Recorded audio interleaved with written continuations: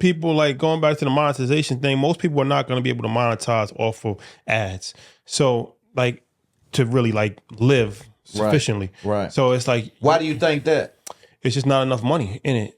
And I feel like, so what I'm saying, ain't ads transition to like Super Bowl? It's a lot of money in ads now. Most people are not going to make a to that lot of level. money. Exactly. Yeah. But they don't have the audience. Right. But you can't make money. Okay. So I feel like ads should always be a add-on, but you got to be creative to find ways to make money outside of that. That comes with creativity. That could come with merch. That can come with live shows. That Patreon, can come from stuff like that. the Patreon. That can come from a service, subscription-based model. If you got an app or whatever you got, going on, that's up to you to figure out your own business model, what you have to offer. But how can I make money outside of this that I control? Because you can't control ads either. Right. You might have an ad and then they pull. you know what I'm saying? So it's like you got an audience, you got to make sure that you're maximizing that audience. I think a lot of podcasters don't fully understand that either. Yeah, because again, they okay with just the audience. Here's another thing.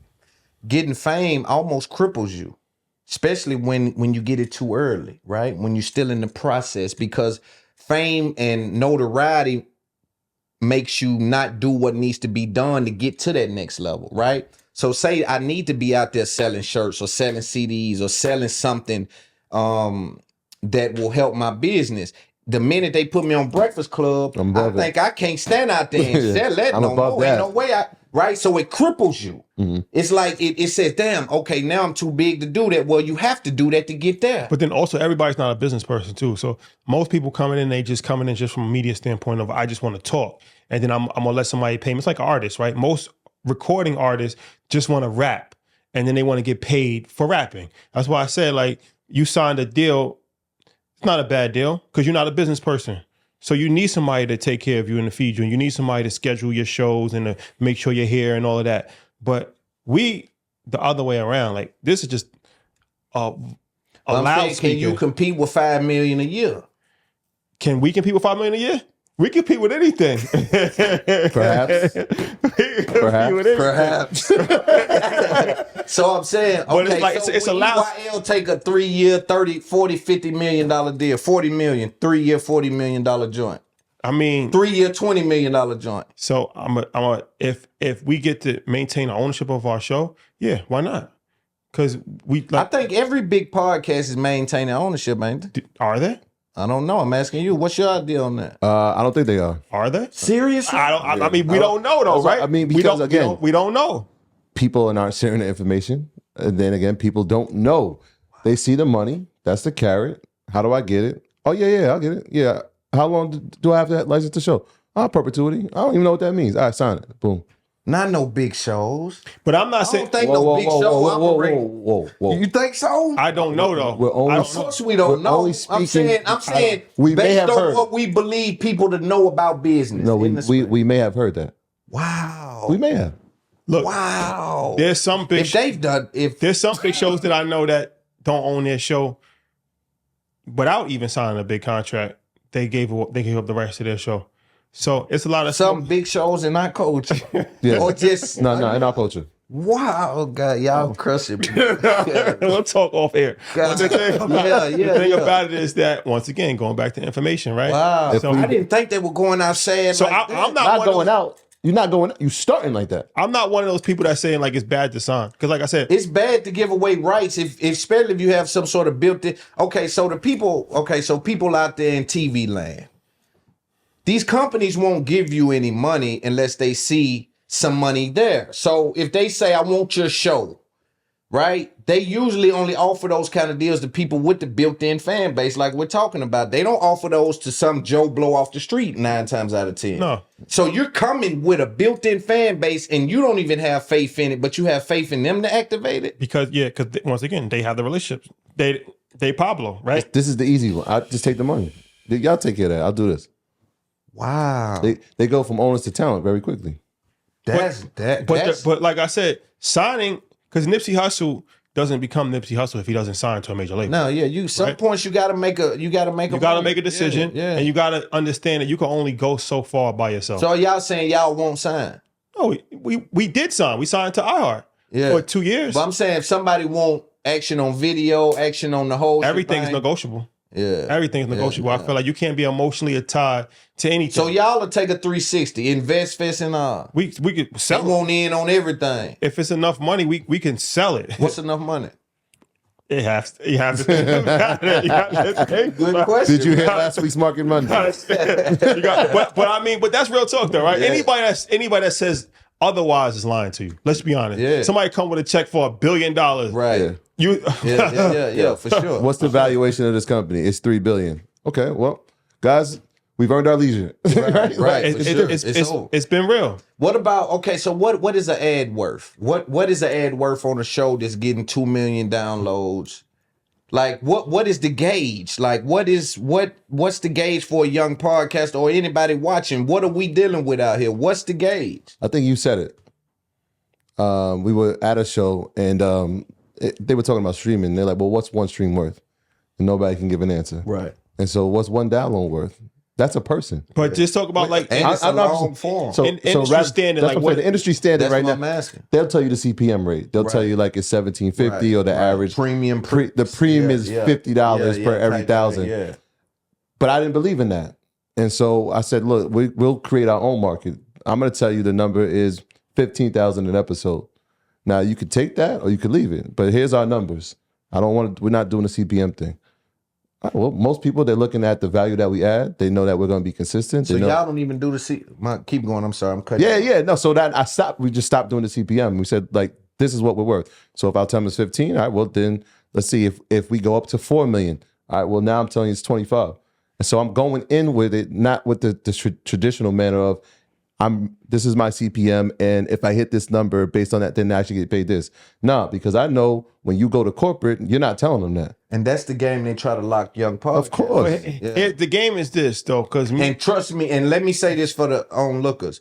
I play both games, right? Even with Slim and Huskies and other brands. Again, I have my own relationships with brands, my bookie, other brands where I negotiate things on my own, but that they do play that CPM game. On the other side, on the iHeart side is a very CPM driving game. here's the Machine. Here's the thing with How did y'all? Okay, go Here's the ahead. thing with life in general, especially when it comes to business.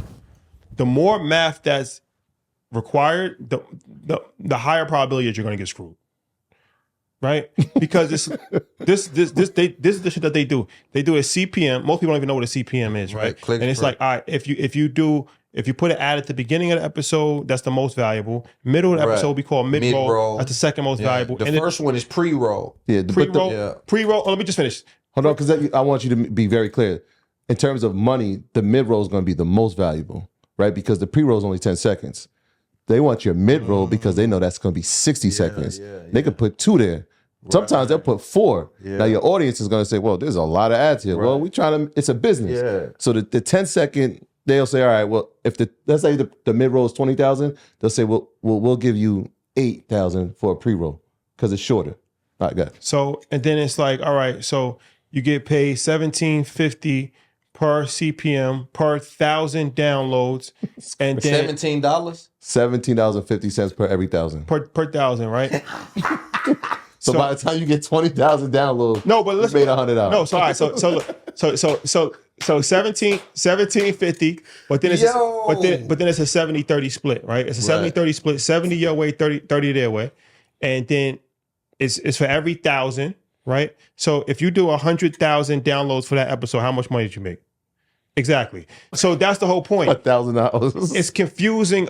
I never really got past basic algebra in school.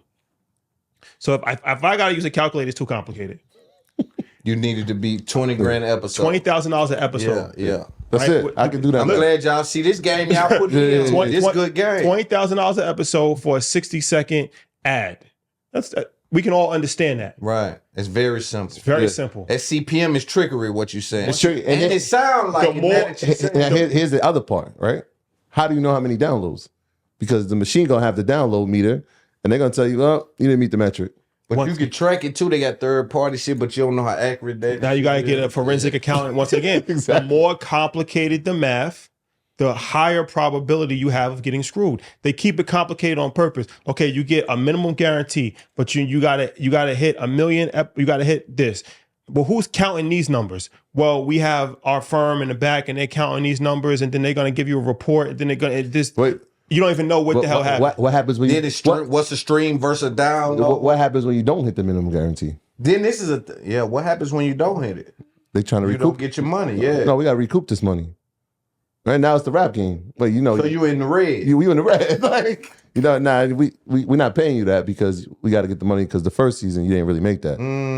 Well, how? We're looking at the metrics every month. All this shit is a question mark. Even YouTube, nobody really knows. It's just YouTube is just too big and too powerful where you don't really have an option, right? It's like, what can you do? Nobody knows how much money is actually coming into YouTube, how they're distributing it.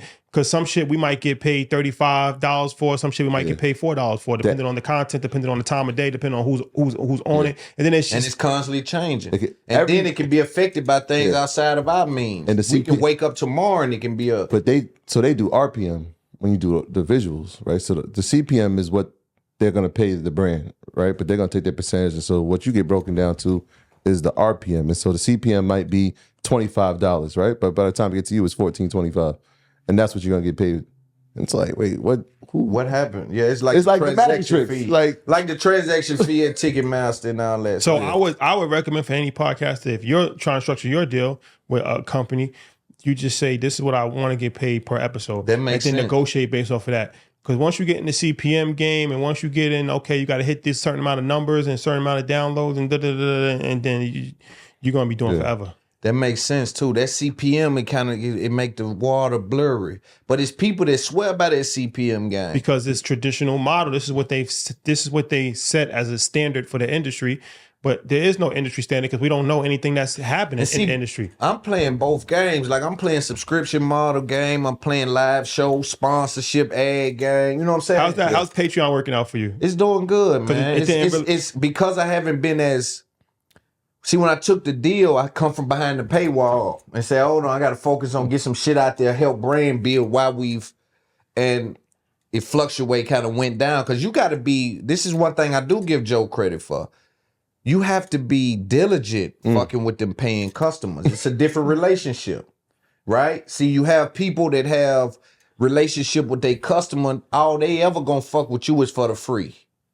They don't even fuck with you outside of the free. That's what I'm saying. When you able to pull people behind the curtain, come on back here where it costs you something. You got to be diligent in feeding them. And they want it. There's an expectation from them. Yeah. Just think about this. They paying me $25, $10, some people $50. Yeah.